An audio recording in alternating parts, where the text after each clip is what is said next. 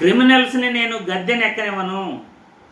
నా ప్రాణం ఉన్నంత వరకు క్రిమినల్స్ అధికారంలో ఉండకూడదు, సీఎం సీట్లో కూర్చోకూడదు అని బీరాలు పలికిన పవన్ కళ్యాణ్ ఈరోజు చంద్రబాబుపై 19 కేసులు ఉన్నాయట.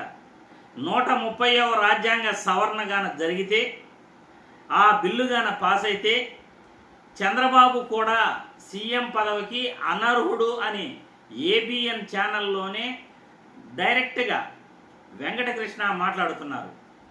వెంకటకృష్ణ మాట్లాడుతున్న మాటల్ని ఒక్కసారి ఈ వీడియో ద్వారా మనం వినిపించే ప్రయత్నం చేస్తాను మీ అందరికీ. 30 రాష్ట్రాల్లో క్రిమినల్ కేసులు ఉన్న ముఖ్యమంత్రుల జాబితా తయారు చేస్తే ఆంధ్రప్రదేశ్ ముఖ్యమంత్రి నారా చంద్రబాబు నాయుడు గారి పైన 19 కేసులు ఉన్నాయి. నేను బతికున్నంత వరకు నేర చరిత్ర ఉన్నవాడు ఆంధ్రప్రదేశ్ గద్దె మీద ఎక్కడానికి వీలే లేదు. అలా జరగకుండా మేము చూసుకున్నాం. ఆంధ్రప్రదేశ్ ముఖ్యమంత్రి నారా చంద్రబాబు నాయుడు గారి పైన 19 కేసులు ఉన్నాయి. క్రిమినల్ రాజ్యాలు ఏదైనా ఉంటే నాకు చిరాకు. నాకు ఆయన దగ్గర నుంచి నేర్చుకోవడానికి కానీ ఆయన కింద పనిచేయడానికి కానీ నేను అనుక్షణం ఎప్పుడు సంసిద్ధంగా ఉంటాను తెలియజేసుకుంటాను. చూశారుగా, పవన్ కళ్యాణ్ గారు బీరాలు పలికాడు. జగన్మోహన్ రెడ్డిపై ఆయన ఏదైతే బీరాలు పలికాడో, నోటికొచ్చినట్లు మాట్లాడాడు.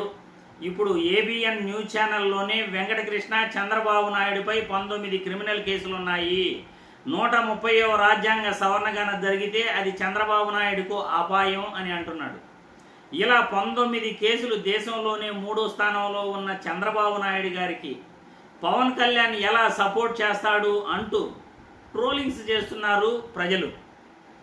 ప్రజలందరూ కూడా పవన్ కళ్యాణ్ ఈ విధంగా బీరాలు పలికాడు, నోటికి ఇష్టం వచ్చినట్లు మాట్లాడాడు, ఈరోజు ఏం సమాధానం చెప్తాడు, చంద్రబాబు కింద ఊడిగం చేస్తాడా అని ట్రోలింగ్ చేస్తున్నారు వాళ్ళు. ఎందుకంటే మనం మాట్లాడే మాటలు రాజకీయాలలో చాలా జాగ్రత్తగా మాట్లాడాలి. ఆ మాటలు మనం జాగ్రత్తగా మాట్లాడకపోతే భవిష్యత్తులో ఆ మాటలే మనల్ని